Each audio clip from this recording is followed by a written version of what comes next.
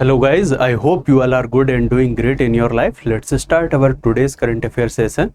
Questions के through news देखते हैं। इम्पोर्टेंट हमारे एग्जाम के लिए कौन सी है जो कि as a current affair exam में हमसे पूछी जा सकती है। ठीक है, पहले ही जो क्वेश्चन है उसमें न्यूज़ जो है वो इस चीज़ से रिलेटेड है कि इंडिया में for the very first time एक सेमी क्रायोजेनिक इंजन का टेस्ट किया गया। ठीक है, और वो सक्सेसफुली हो गया। अब क्योंकि ऐसा पहली बार हो रहा है तो वो एंटिटी कौन सी है जिसने ये डेवलप किया है। ठीक है, पूछ रहा है which private space industry successfully tested India's first electric motor driven semi cryogenic rocket engine. ठीक है, एक तो ट्रेडिशनल रॉकेट इंजन्स होते हैं जिनमें either you are using fuel as a liquid fuel और सॉलिड फ्यूल। सेमी क्रायोजेनिक का feature जो है वो ये है कि सेमी का मतलब होता है दोनों चीज़ें लिक्विड। ठीक है, partially liquid and partially solid चीज़ों को एज अ फ्यूल तुम यूज़ कर रहे हो। ठीक है, और इन चीज़ का बैलेंस कर पाना बहुत ज़्यादा टिपिकल होता है। और इस टिपिकलिटी को देखते हुए ये पूरा का पूरा जो नेचर है, टिपिकल नेचर, उसको देखते हुए सक्सेसफुली इन लोगों ने इस तरह से बैलेंस किया कि वो जब टेस्ट किए हैं वो सक्सेसफुल हो गया है। ठीक है, तो ये जो टेस्ट है पहली बार हुआ इस तरह से और सक्सेसफुल हो गया है और किसी एक प्राइवेट एंटिटी ने किया है। तो वो प्राइवेट एंटिटी का नाम इम्पोर्टेंट हो जाता है वनडे एग्जाम्स में कि भाई ऐसी कौन सी प्राइवेट एंटिटी है जिसने ऐसा कर दिया जो कि इंडिया में पहली बार है। ठीक है, दो इंडिया में और भी स्पेस हमारे पास इंडस्ट्रीज़ हैं, पूरे पूरे स्पेस सेंटर्स हैं, इसरो है, डीआरडीओ है, भाभा है। इन सब के बावजूद एक प्राइवेट एंटिटी कर दी है तो ऑब्वियसली उसका नाम इम्पोर्टेंट हो जाता है। तो अग्निकुल कॉस्मोस ने ये किया है। अब अग्निकुल कॉस्मोस ने ये डेवलप तो कर दिया with the help of what, अकेले किया है या किसी और के साथ में मिलके किया है या किस तरह से है, इस पूरे का पूरे इंजन का स्ट्रक्चर क्या है, ये भी क्वेश्चन में तुमसे पूछा जा सकता है। ठीक है, तो सबसे पहली बात है सिंगल पीस इंजन है डिज़ाइन। ठीक है, इसके जितने भी पार्ट है, फ्यूल वगैरह है, ये सारी चीज़ें हैं वो 3D प्रिंटिंग पर बेस हैं। और दूसरी चीज़ आईआईटी मद्रास का भी रोल इसमें इम्पोर्टेंट है। ठीक है, ये सारी चीज़ें हो गई।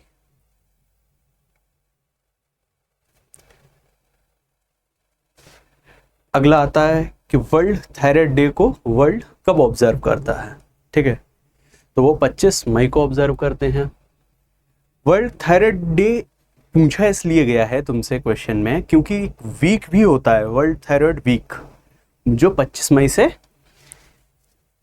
कब तक चलता है, 31 मई तक। ठीक है,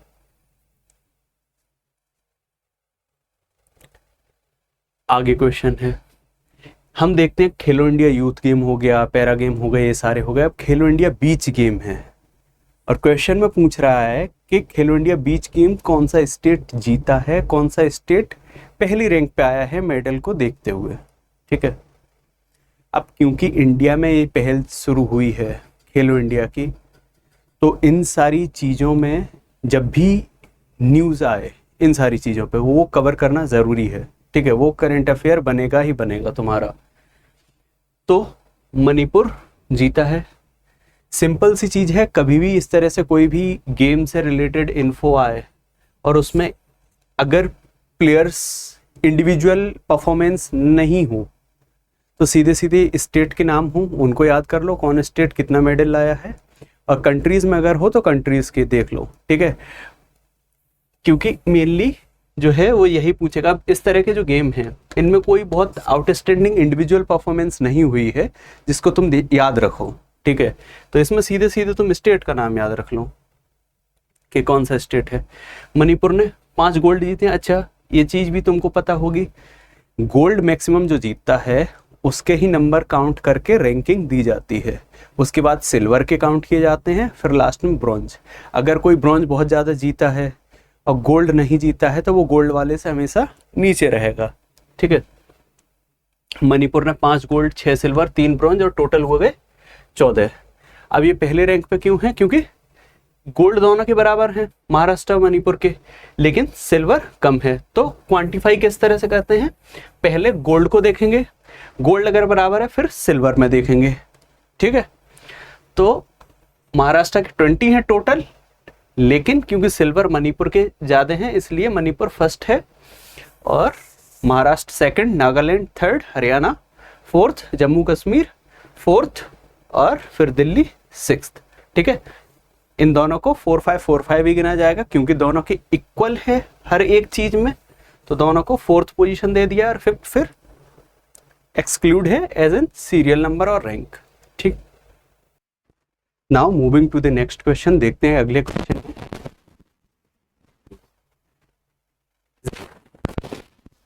Was in the news that is take it as a एक पदार्थ। क्वेश्चन में ये जानने की कोशिश कर रहा है कि साइट था उससे रिलेटेड कुछ चीजें चल रही थी, उस बेस पर स्टेटमेंट दिए गए को, तो कौन सा स्टेटमेंट सही है और कौन सा गलत है। ठीक है, in the first statement it is given कि jarosite is a yellow brown mineral that contains potassium iron sulphate. True. ठीक है, यहाँ से भी तुम इस चीज को देख सकते हो, सल्फेट है, आयरन है, येलो ब्राउन हो सकता है। ठीक है, इतना बेसिक साइंस से पता चल जाएगा। दूसरे में बोल रहा है it could serve as a natural geological clock on Mars whenever in any statement it is given it could be, it may be, it might be, it can be. If there is a possibility in any statement, most probably that statement is true. ठीक है, so we are just telling you कि how to tackle the options. ठीक है, तुम eliminate कैसे करोगे options को, it में पॉसिबल कि नहीं पता होगा। ज़ेरोसाइट बहुत बार न्यूज़ में था, लेकिन कॉर्नर में उस चीज़ को दे रहे थे, नहीं पढ़ा हो तो किस तरह से टैकल करोगे, इस तरह से। तो दो तो ऑप्शन हमको पता चल गए सही है। इन द थर्ड ऑप्शन बिल्कुल एकदम बेसिक फंडामेंटल पर है। अगर 6th 7th 8th का तुम NCERT जियोग्राफी का पढ़े होगे तो तुमको इतना बेसिक पता होना चाहिए। बोल रहा है ये मिला कहाँ, found in arid region of Eastern Ghat. भाई ये तो होता है वेस्टर्न घाट, ये होते हैं ईस्टर्न घाट। इस ईस्टर्न घाट साइड में इधर तमिलनाडु, उड़ीसा, आंध्रा, इस वाले रीजन में कौन सा एरिड एरिया है। ठीक है, तो फंडामेंटली जियोग्राफी के according this is wrong statement. और अगर नॉलेज के बेस पे जाओगे तो गलत कैसे होगा, तो तुमको पता होना चाहिए कि ये वेस्टर्न घाट साइड मिला था। ठीक है, कोंकण रीजन वाले साइड में। ठीक, तो थर्ड ऑप्शन को हटा दो तुम, और फर्स्ट एंड सेकंड हमको पता चल गया सही है, तो option 4 is the correct answer. अब इससे रिलेटेड चीज़ों को देख लेते हैं कि jarosite hydrosulphate mineral composed potassium, ferric iron, Fe3 positive, sulphate, with in formula is this one. ठीक है, so no need to remember the formula, just look कि हाँ भाई पोटेशियम है, तुम्हारा आयरन है, फिर सल्फेट है, और ये खुद में हाइड्रोसल्फेट है। ठीक है, तो कच्छ रीजन गुजरात वाले एरिड पूरे उस रीजन में मिला है, ऑब्वियसली वही एरिड रीजन है। सीधे टिक मारो और आगे बढ़ो। ठीक है, in the next question they are asking कि भाई president of republic of Ecuador. अब तुमको इक्वाडोर पता होना चाहिए कि इक्वाडोर कहाँ है। ठीक है, इक्वाडोर का तुमसे ओशियन पूछ लेगा, सी पूछ लेगा, तो हमेशा जब भी क्वेश्चन को मैं करा रहा होता हूँ खुद से भी थोड़ा कॉन्शियस हो जाओ कि 360 एंगल से उस चीज़ को देखो। अब ये इंपॉर्टेंट क्यों है प्रेसिडेंट, क्योंकि ये यंगेस्ट है वहाँ के। ठीक है, डेनियल नोवा अपॉइंट किए गए हैं। ठीक है, 48th प्रेसिडेंट है, 37 ईयर ओल्ड हैं और यंगेस्ट हैं जो कि कंटिन्यू करेंगे। नेक्स्ट क्वेश्चन है भाई,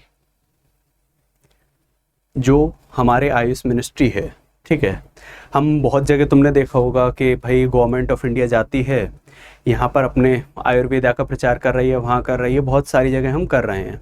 ठीक, और फिर हम वहाँ पर इन्वेस्टमेंट भी कर रहे हैं। लेकिन अगर यही चीज़ हम कोई इंटरनेशनल प्लेटफॉर्म के साथ पार्टनरशिप कर लें तो क्या हमारी जो आयुर्वेदा की मेडिसिन्स हैं, जो हम एक्चुअल में अपना सिंबलिज्म बनाने की कोशिश कर रहे हैं, इंटरनेशनली ग्लोबली वो इमेज बनाने की कोशिश कर रहे हैं, क्या इजी नहीं होगा? बिल्कुल होगा। तो गवर्नमेंट ऑफ इंडिया ने क्या किया, आयुष मिनिस्ट्री के थ्रू जाके एमओयू साइन किया। एमओयू मतलब पार्टनरशिप की, किसके साथ? डब्ल्यूएचओ के साथ। तो डब्ल्यूएचओ जो तुम्हारा वर्ल्ड हेल्थ ऑर्गेनाइजेशन है, इसका हेडक्वार्टर कहाँ है? ठीक है, तो जेनेवा स्विट्जरलैंड में है। न्यूज़ में इसलिए था, और इन सारी चीज़ों से ज़्यादा इंपॉर्टेंट है कि भाई गवर्नमेंट ऑफ इंडिया खुद इन्वेस्टमेंट कर रही है उस चीज़ के लिए, और वो इन्वेस्टमेंट कितना है? India has contributed $3 million to WHO to support the development of this traditional medicines. जो हमारी ट्रेडिशनल मेडिसिन्स हैं उनके डेवलपमेंट के लिए और लोगों तक वो चीज़ें पहुँचे, इसके लिए गवर्नमेंट ऑफ इंडिया ने कितना कंट्रीब्यूट किया है? $3 million का। ठीक है, रेस्ट तुमको पता होना चाहिए आयुष का डेफिनेशन, कि आयुष को अगर पूछ ले एग्जाम में, आयुष स्टैंड्स फॉर व्हाट, तो तुमको ये पता होना चाहिए। आयुर्वेदा, योगा, सिद्धा एंड उनानी। ठीक है, सिस्टम। आगे बोलने की कोशिश कर रहा है भाई, सेंट्रल गवर्नमेंट ने एलोकेट किया फंड इतने करोड़ का, तो ये डेवलपमेंट किस रीजन का करेगा? ठीक है, गवर्नमेंट का फोकस कहाँ ज़्यादा है? नॉर्थ ईस्ट रीजन में। तो नॉर्थ ईस्ट रीजन है। दो क्वेश्चन को थोड़ा टिपिकल बनाने की कोशिश किए हैं, कोंकण, मालाबार, कोरोमंडल और नॉर्दर्न सरकार रीजन, इस तरह से बना के। लेकिन नॉर्थ ईस्ट रीजन में ये पूरा का पूरा डेवलपमेंट हुआ है। वहाँ पर बताया गया है किस तरह से गवर्नमेंट ने वह शोकेस्ड, ये बताया है कि अभी तक कितना हम कुछ कर चुके हैं। 11,000 किलोमीटर का हाईवे बनाया गया है, एयरपोर्ट वगैरह डेवलप किए हैं, इतना इन्वेस्टमेंट एजुकेशन वगैरह में किए हैं।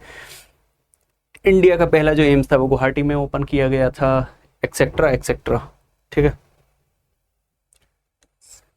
आस्था लक्ष्मी 8 जो तुम्हारे नॉर्थ ईस्ट स्टेट हैं, 7 सिस्टर हैं, 1 ब्रदर है। Sikkim is brother, rest is 7 sister.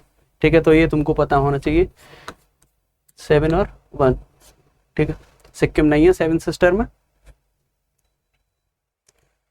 उसके अलावा बहुत सारे जो इंडस्ट्रियलिस्ट हैं उन्होंने बोला है कि भाई हम इन्वेस्टमेंट करेंगे इस एरिया में।